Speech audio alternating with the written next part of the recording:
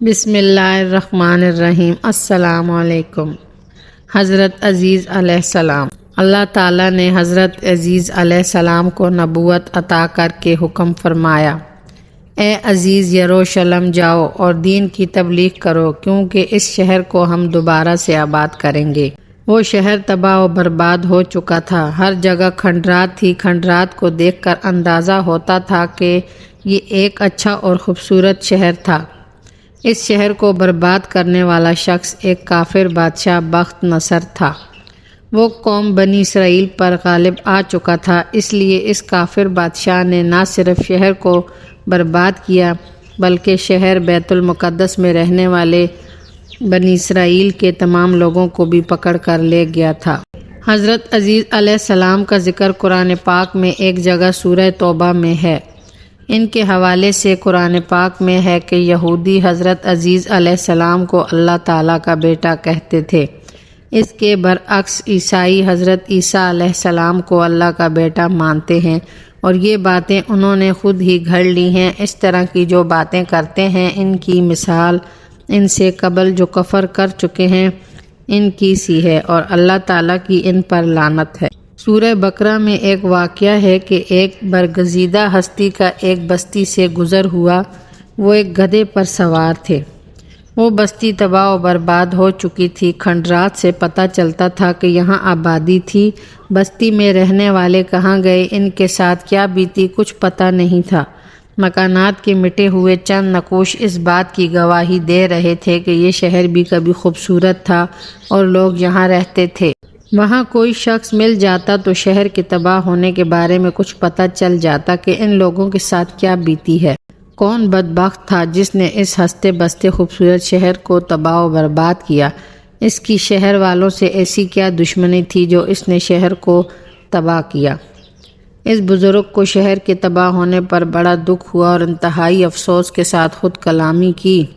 یہ شہر تو پورا ہی تباہ ہو چکا ہے، بالکل ہی کھنڈر ہے، تباہ حال اور ویران ہے۔ یہ کس طرح ممکن ہے کہ یہ شہر آباد ہو جائے گا؟ اس بستی کے لوگ مر چکے ہیں، پھر یہ شہر کیسے دوبارہ زندگی اختیار کرے گا؟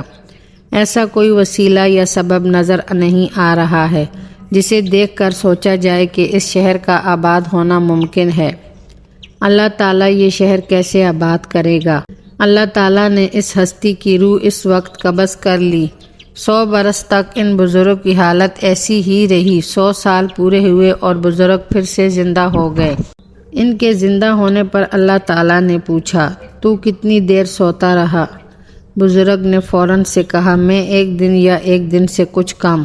یہ بات بزرگ نے اسی لیے کہی کہ وہ جب موت کی آغوش میں سوئے تھے دن چڑھ رہا تھا، اور جب دوبارہ زندگی ملی تو سورج غروب ہونے کا وقت قریب ہی تھا۔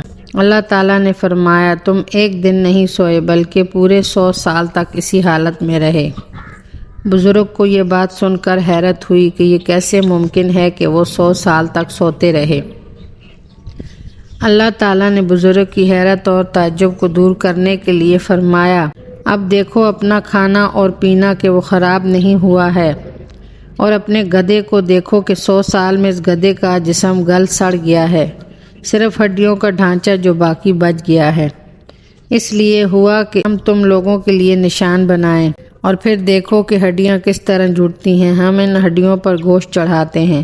ان بزرگ کے سامنے یہ ہوا، تب وہ کہنے لگے، میں جانتا ہوں کہ خداوند کریم ہر شے پر قادر ہے، اور جو چاہتا ہے سو کرتا ہے، کسی اور میں اتنی طاقت نہیں کہ جو اس کے کام کو روک سکے۔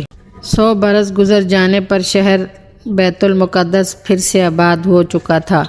یہ واقعہ عزیز علیہ السلام کے ساتھ پیش آیا تھا۔ اللہ تعالیٰ نے ہی انہیں نبی بنا کر وہاں بھیجا تھا، مگر حضرت عزیز نے جو شہر کو تباہ برباد دیکھا وہ حیرت میں پڑ گئے کہ یہ شہر جو کھنڈرات کا ڈھیر ہے کیسے آباد ہوگا۔ اللہ تعالیٰ نے حضرت عزیز کو وہ شہر آباد کر کے دکھایا۔ شہر کو آباد دیکھ کر حضرت عزیز فوراً سجدے میں گر پڑے اور توبہ استغفار کرتے رہے۔